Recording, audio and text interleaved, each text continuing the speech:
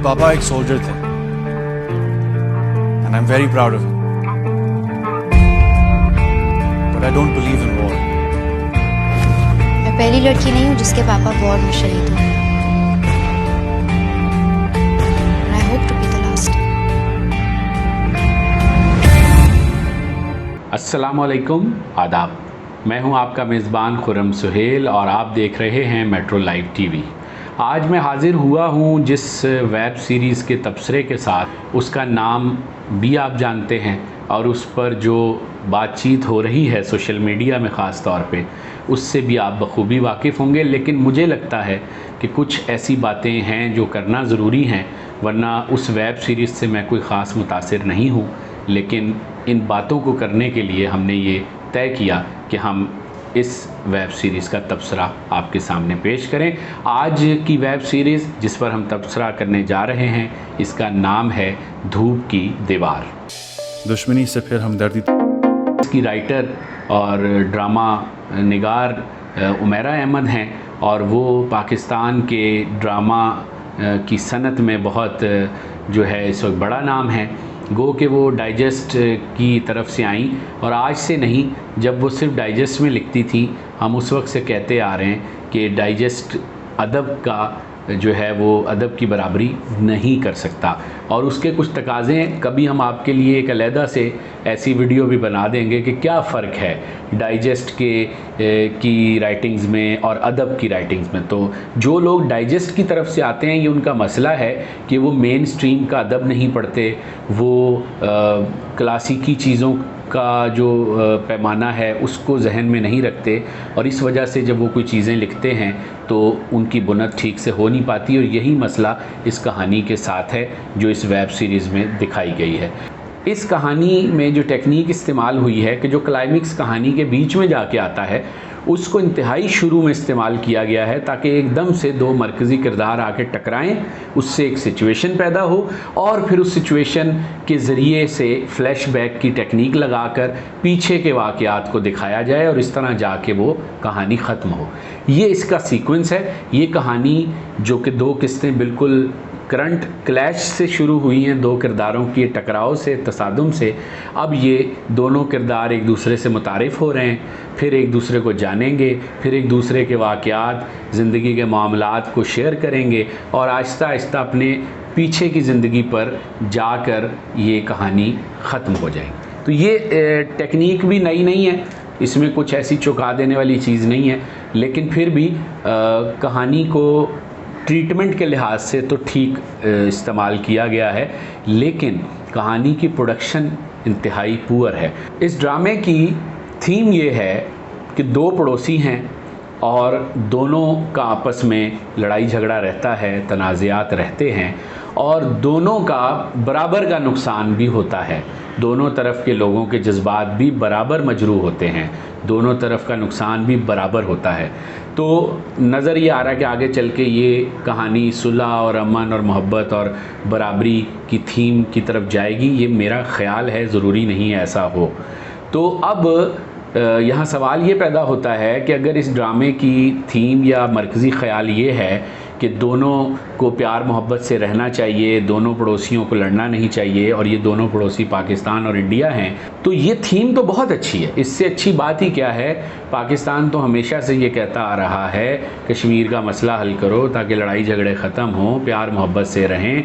और हमारा दिल देखिए कि 1971 में आपने हमारा एक बाजू हमें एक बाजू से महरूम कर दिया, उसके बावजूद उसके बाद कई ऐसे मौके मौजूद हैं, तारीख़ गवाह है, आप खंगाल कर देख लीजिए कि 1971 के बाद पाकिस्तान ने कई मरतबा कोशिशें की कि पाकिस्तान के ताल्लुकात इंडिया से नॉर्मल हो जाएं।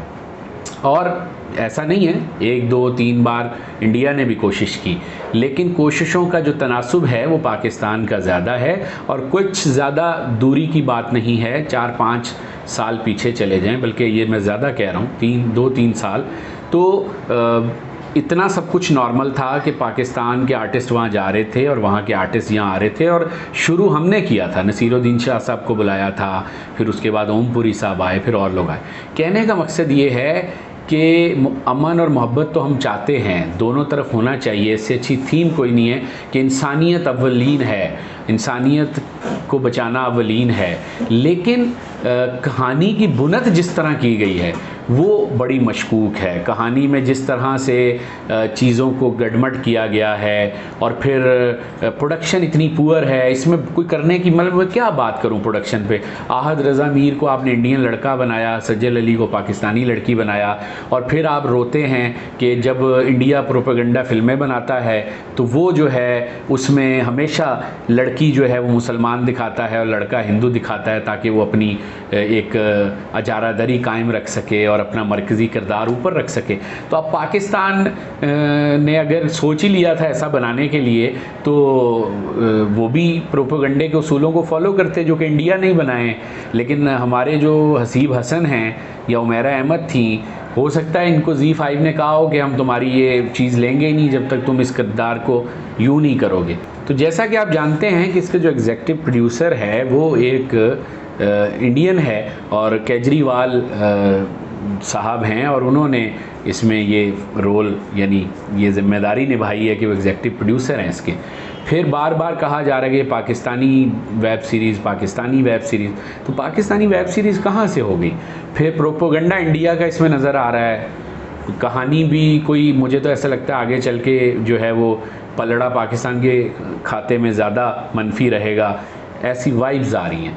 अभी 2 किस्तें इसलिए कुछ ज़्यादा बात नहीं हम कर सकते। लेकिन उमेरा अहमद जो हैं इनको ये समझना पड़ेगा कि ड्रामा जो है वो एक जो है वो आलू चना की चाट नहीं है कि कभी आप उसमें तसव्वुफ़ के मसाले छिड़क के और वो चाट पेश कर दें ड्रामा नाजरीन को, कभी हुब्बुल वतनी की चाट उसमें छिड़क दें।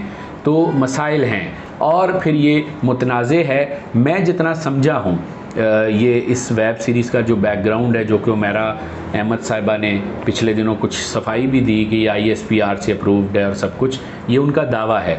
और उन्होंने एक डॉक्यूमेंट जारी किया है जिसमें सारी तफसील बताई है। मैं बतौर मुहक्किक जितना समझा हूँ इस प्रोजेक्ट के मसाइल कुछ और हैं। सोल्जर्स की बहादुरी और कुर्बानी के किस्से हम सब ने सुने हैं। अब देखिए शहीदों की फैमिलीज, उनकी स्ट्रगल्स और उनके सपनों की कहानी। धूप की दीवार ज़ी5 पर। इस प्रोजेक्ट का मसला ये है कि ये प्रोजेक्ट उन दिनों में तैयार हुआ था जब पाकिस्तान और इंडिया के अच्छे ताल्लुकात थे, जिसका मैंने ज़िक्र भी किया कि कोई ज़्यादा दूर की बात नहीं है। दोनों मुल्कों के फ़नकार एक दूसरे के साथ काम कर रहे थे। और आपको याद होगा कि ये कशीदगी इंडिया की तरफ से शुरू हुई थी और हमारे फ़नकारों को हरासा भी किया गया और उनको वापस भी भेजा गया। किसी इंडियन अदाकार को पाकिस्तान से कभी इस तरह नहीं भेजा गया, आप रिकॉर्ड चेक कर लें। तो अब मसला ये है कि उस ज़माने में एक प्रोजेक्ट साइन हुआ होगा, 19-20 फ़र्क हो सकता है, लेकिन बुनियादी बात यही होगी जो मैं आपको बता रहा हूँ। तो वो प्रोजेक्ट साइन हुआ, प्रोजेक्ट शूट भी हो गया किसी हद तक, और तय ये हुआ था कि उनकी कास्ट भी उनकी तरफ से भी कास्ट होगी, इधर से भी कास्ट होगी। एक को प्रोडक्शन थी। अभी तक जो ड्रामे ज़ी5 पर या इंडियन दीगर OTT पोर्टल्स पर चलते हैं वो ड्रामा हमारा ख़रीदते हैं और चला देते हैं, वो को प्रोडक्शन नहीं होती। ये वेब सीरीज़ जिसका नाम धूप की दीवार है ये को प्रोडक्शन है। और ये अलग बात है कि एक पाकिस्तान की एडवर्टाइजिंग कंपनी है उसकी ये प्रोडक्शन है, लेकिन ऑफिशियली पूरी तरह इसको ओन नहीं किया गया। इसमें इंडिया को हिस्सेदार दिखाया गया है, एग्जीक्यूटिव प्रोड्यूसर एक इंडियन है। ये सारे मामला बिल्कुल खुली किताब की तरह सामने मौजूद हैं। तो यकीनन ये जो आहद रज़ा मीर का किरदार है ये किसी इंडियन एक्टर ने करना होगा और अदाकारा का किरदार जो है वो पाकिस्तानी अदाकारा ने करना होगा। चीज़ें इसी तरह तय हुई होंगी। को प्रोडक्शन का जो मतलब है वो इंडियंस को हमसे ज़्यादा पता है, वो बहुत प्रोफेशनल हैं। लेकिन हुआ ये कि इंडिया में एकदम हालात ख़राब हुए, फ़नकारों को, हमारे पाकिस्तानी फ़नकारों को जबरी रुखसत पर भेज दिया गया। फवाद ख़ान जिस तरह वहाँ से आए, आतिफ़ असलम जिस तरह वहाँ से आए, राहत फ़तेह अली ख़ान जिस तरह आए, आपके सामने है कि हालात क्या हो गए थे। हमने तो किसी को यहाँ से नहीं भेजा। तो अब ज़ाहिर बात है प्रोडक्शन तो करनी थी और चीज़ें तय पा गई होंगी काफ़ी। तो इंडियंस ने कहा होगा कि चलें अब आप इसको अपने तौर पे मैनेज कर लें, हम आपको थोड़ा बहुत गाइड कर देंगे। तो अब मसला ये है कि एक तो ये ऊपर से जो इसकी पेशकश का अंदाज़ है, यानी 25 जून को ये रिलीज़ हुई, जुम्मे का दिन था, क्या मुबारक दिन मुंतखब किया गया। फिर 2 किस्तें एक साथ, और हर जुम्मे 2 किस्तें। और जो इसका क्लाइमेक्स है, जो इसकी समझ लें एक तरह से आखिरी 2 किस्तें होंगी, या जो इसका क्लाइमेक्स है वो 14 और 15 अगस्त को नशर होंगी। क्या कंट्रास्ट है, 14 अगस्त यौम पाकिस्तान, 15 अगस्त यौम हिंदुस्तान। तो भाई क्या हो गया, इतना जज्बाती होने की क्या ज़रूरत है? एक ड्रामे को ड्रामा रहने दो, क्रिकेट मैच वाली सनसनी डालने की क्या ज़रूरत है इसमें? मतलब सब फारिग बैठे हुए हैं पाकिस्तान में, कोई समझेगा नहीं आपकी हिकमत अमली को। ऊपर से हमारी नालायक ड्रामा राइटर कह रही हैं कि ISPR ने अप्रूव किया हुआ है। भाई वो उन हालात में अप्रूव्ड हुआ होगा ना, यानी जब चीज़ें दूसरी तरह थीं और दोनों तरफ काम हो रहा था, मामला तो हो रहे थे। और मेरा ख्याल है ISPR को इस पर अपनी वजाहत देनी चाहिए, ताकि ये कन्फ्यूजन जो थोड़ी सी ड्रामा राइटर के बयान के बाद से पैदा हो रही है वो ख़त्म हो। 100 डिफरेंसेस हों हम टू गो टू वॉर, पर वॉर के बाद एक ही चीज़ कॉमन रह जाती है, और बहरहाल ये वेब सीरीज़ आपको ज़रूर देखनी चाहिए, ताकि आपको ये अंदाज़ा हो सके कि किस तरह से एक प्रोपोगेंडा कंटेंट तख्लीक किया जाता है, चाहे वो उधर से हो या इधर से हो। लेकिन ये एक बहुत बुरा तजुर्बा है को प्रोडक्शन का। को प्रोडक्शन में जिस तरह बराबरी की सतह पे काम होता है वो होना चाहिए, जो इसमें होता हुआ नज़र नहीं आया। और जहाँ तक इस वेब सीरीज़ के डायरेक्टर हसीब हसन और इसकी राइटर उमैरा अहमद की बात है, तो ये तो ISPR के बहुत सारे प्रोजेक्ट्स कर चुके हैं, इनको हदूद भी पता होंगी, क़यूद भी पता होंगी, अपनी बाउंड्री भी पता होगी। तो इनसे इन गलतियों की तवक्को नहीं थी, और बहुत हैरत की बात है कि इन्होंने इस तरह की टेक्निकल गलतियां की हैं, और यकीनन इस पर इनको मज़ीद खुलकर बात करनी चाहिए, ताकि आइंदा के लिए कोई ऐसा तजर्बा जो है वो ख़राब शक्ल का ना हो सके। अब आप सोच रहे होंगे कि मैंने इतना लंबा चौड़ा भाषण दे दिया और बताया नहीं अदाकारी कैसी है, मौसीकी कैसी है, दीगर मामलात कैसे हैं। इसमें तो कोई शक नहीं कि इसकी कास्ट बहुत अच्छी है, और ये और अच्छी हो जाती है अगर दोनों तरफ से होती, तो ये बहुत वज़नी किस्म की वेब सीरीज़ होती। अपना बहुत ख्याल रखिएगा, और अगर ये तबसरा आपको अच्छा लगा हो और हमारी ये कोशिश अच्छी लगी हो तो मेट्रो लाइव TV को सब्सक्राइब कीजिए, इस वीडियो को लाइक कीजिए, शेयर कीजिए, अपनी तजावीज़ ज़रूर दीजिए, ताकि हम आगे जो तबसरे करें उसमें हम उनको भी मद्देनज़र रख सकें। इसी के साथ अपने मेज़बान खुर्रम सुहेल को दीजिए इजाज़त। खुदा हाफिज़। क्या रिश्ता है हम दोनों का? दर्द का।